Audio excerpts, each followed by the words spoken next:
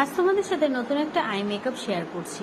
তো প্রথমেই দেখো আমি হাইলাইট জোনটা এখানে হাইলাইট করে নিয়েছি এবং এরপর একদম একটা হালকা রেডিশ টোনের কালার দিয়ে জাস্ট এখানে ব্রো বোনের ঠিক নিচে আমি দেখো ব্লেন্ড করছি ট্রানজিশন লাইনটা।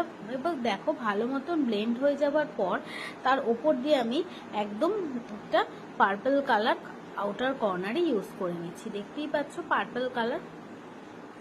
তো এখানে ব্লাউজের কালারের সাথে কিন্তু ম্যাচ করে কালারটা আস্তে আস্তে দেখো বিল্ড আপ করছি কর্নার থেকে ইনারের দিকে।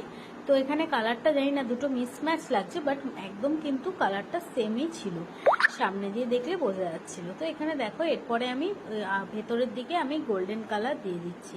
এবং এই ধরনের আই মেকআপগুলো কিন্তু ভীষণ ট্রেন্ড এবং ব্রাইডালরাও করতে পারো, যারা ব্রাইড আছো ভীষণ ভালো লাগে।